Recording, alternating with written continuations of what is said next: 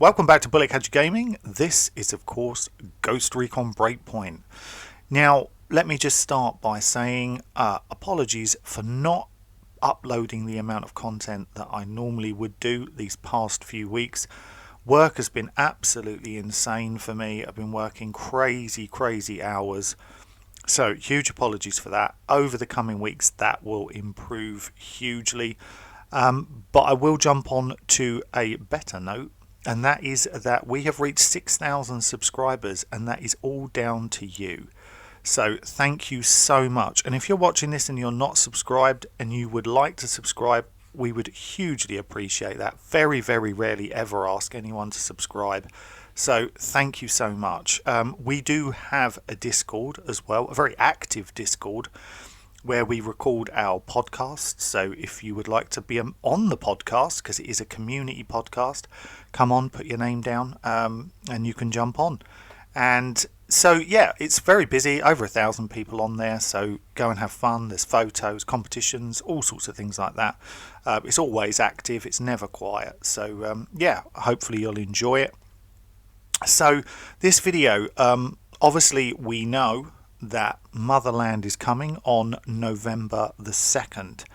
Now, I thought we would talk about Motherland a little bit and then just kind of touch on it slightly and then kind of go into what the future may hold for Ghost Recon.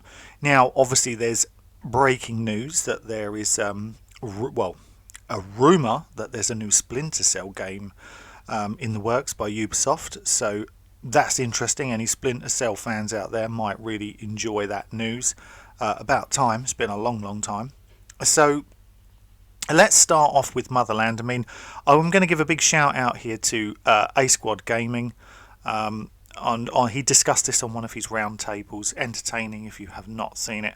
Where he went onto Twitter and basically asked one of the community managers what he meant by Nomad returning to a rower, and effectively, even though it wasn't laid out obviously crystal clear by the community developer, it does appear that Nomad, when we start Motherland, may have already left the island and then come back again. Now, A Squad made a really good point and said, I'm not sure people will be too happy about that.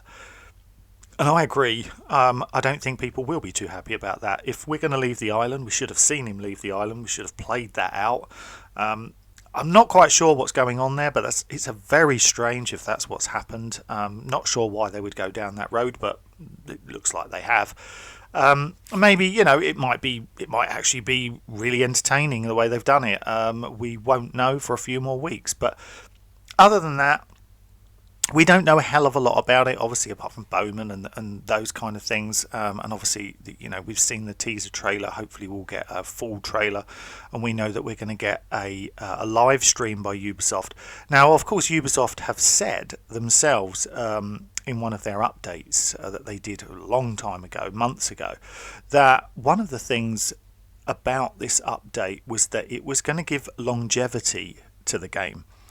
Now, we know we're getting skins and other such things, and but there hasn't. People were kind of wondering, was this more missions like we normally receive? Is this something else? Is it a new game mode? People have talked about ghost mode and a map editor, which I did a video about map editor recently. To add longevity, missions is not really the way. Yes, you can replay them, but I think the fact that they're doing a live stream as well kind of says that this is going to be something different. Something to keep you playing until the new game. Now, obviously, we know about Frontline and the open, play tests that you could put your name down for have currently been put on hold. It didn't go down as well as they thought. I'm surprised. In a way, I think the first-person shooter element battle royale, it's just not what Ghost Recon fans really want. I'm not saying it's going to be a bad game. It might actually be a really good game. But I think overall it's not what Ghost Recon fans really want. So let's move forward from that a little bit. And you're going to say to me in a second, well, hang on a minute, this doesn't make sense. But I'll explain. So not too long ago, well, after the game came out and there were all the issues, this is Breakpoint, and there were all the issues that we know about, no AI teammates, all this kind of stuff, and the game was just not in a good place. They put together the Ghost Recon Charter. Now, the Ghost Recon Charter effectively is something that the Ubisoft developers kind of put together themselves, and I believe the community managers as well. And it was basically saying, going forward, this is what they expect and the community expects from Ghost Recon. What needs to be in the game when a new game comes out. Now, we're going to go through that charter because I actually think a lot of people haven't seen it. It is on the forum, but it's not got huge amounts of comments, people talking about it, stuff like that, which is surprising really because of, this is one of the things that's come directly from them. The interesting thing, I think, is that it really could show where the next game's going to be. Now, of course, we don't know anything about a next game at the moment, but I believe that maybe we might get a hint in Motherland, possibly. I mean, we don't know. That there's been a few rumours about a year 3, but I'm not sure we're going to be getting a year 3 or not, so we'll see. Now, the community development team have said, "Stronger together we are Ghosts," which is a bit of a tagline, but what they're saying is that the setting needs to be believable. It needs to be a real world scenario in which the story, settings, characters and events need to either exist basically, or they need to exist within a near-term future. I agree with that. The story's characters' narrative should remain canon, and they should provide consistency effectively within the Ghost Recon brand of a military-based political thriller. Yeah, 100%. Of course, this is all based off of, effectively terrible feedback that they got from people after Breakpoint launched, and, with drones and raids and things like that, and gear score, which people clearly didn't want. It says the Ghost team should operate as part of an overall military operation. 100% missions and objectives that support operations to success of those objectives around you with kind of context. Sometimes things could be isolated, things like that, but there should not be one sole protagonist. Be the top of the spear, not the whole spear effectively. I think they're more of a kind of wildlands setup. Land, maritime, air operations should be complementary to the theme and consistent with the Ghosts being supported. Now, what's really interesting about this charter, before we look at the tactical gameplay, is that they even have a copy of it in their office, which is right here. So it's not like they've just shoved this together and put it out there. In fact, I don't think they pushed this enough. If I was Ubisoft, I'd probably be saying, look, I think I would tell people that they were working on a new game, especially after how the Battle Royale has gone down, not very well. I think I would. People were so disappointed that that's what they were getting. Yes, I don't believe that was ever going to be the next actual Ghost Recon game. It's a side project. But I do believe that it could do very well to tease us in some way with the next PvE game and tell people we are using this charter. This is what it's going to be. We are using this. So, tactical gameplay. The game must be predominantly a team-based experience, but providing a single player with the same experiences and potential that co-op players and PvP players can enjoy. 100%. That is 100%. Agree with that all day long. Players must be able to select and manage a complement of AI teammates in the same way they would as if human characters were playing with them. Well, yes, I agree, but AI teammates are going to need a lot more work, a lot more commands, because at the moment they just hang around.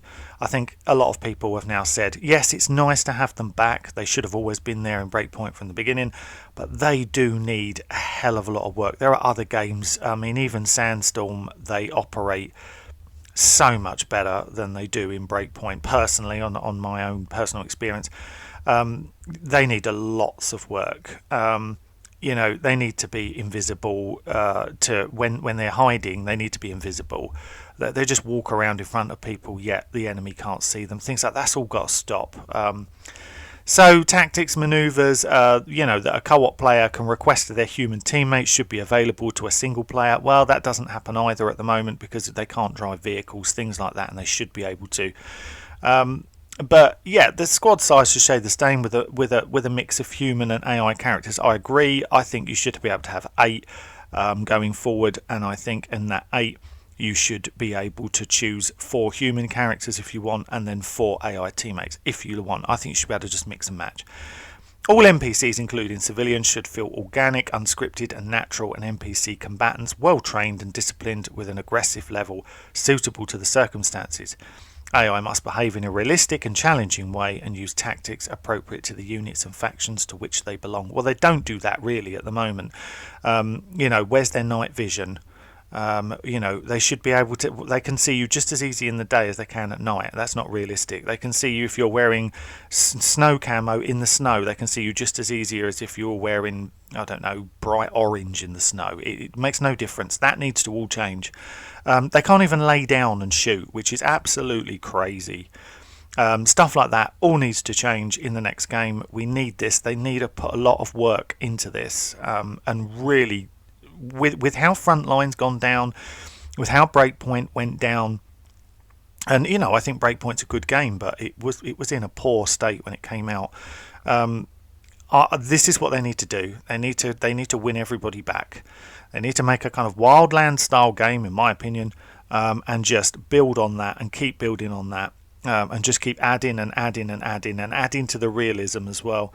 That's what a lot of people want to have, be able to have realism, and also be able to have, so the casuals can play as well. Have the options for both.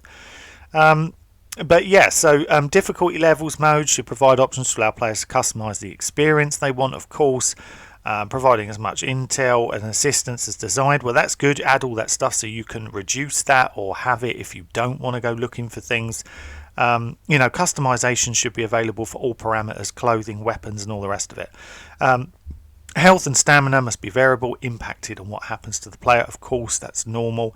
And any progression system that develops capability in the character's skills, physical ability, or resilience should be based on realistic and authentic attributes and avoid artificial RPG-style numerical systems. Yeah, I agree with that. No gear score, please. Don't want to ever see that again.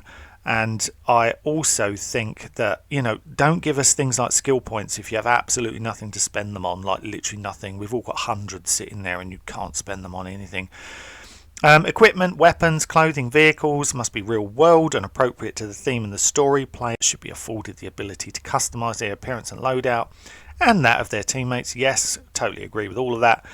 Customization choices should matter, and absolutely they should matter. And affect the player's movement, speed, stamina, stealth. Absolutely. If you're carrying a much heavier load on you, you should move slower. Absolutely. I think everyone would agree with that. And different styles you should be able to choose anything you want effectively. You should also be able to put in Gunsmith. There shouldn't be these restrictions where some weapons have got silencers, some haven't. If it can't fit a silencer in real life, if it is literally impossible, then you shouldn't be able to in the game. But other than that, you should be able to put anything you want. If it's got an RIS system, the rail interface system, you should be able to put whatever you want on it, as far as I'm concerned. Items equipment should not be predominantly tied to progression systems of unlock events. I agree with that. Whilst a minority of specialist equipment could be discoverable throughout the game with, to create a main arsenal of weapons and stuff. Yeah, no problems with that whatsoever.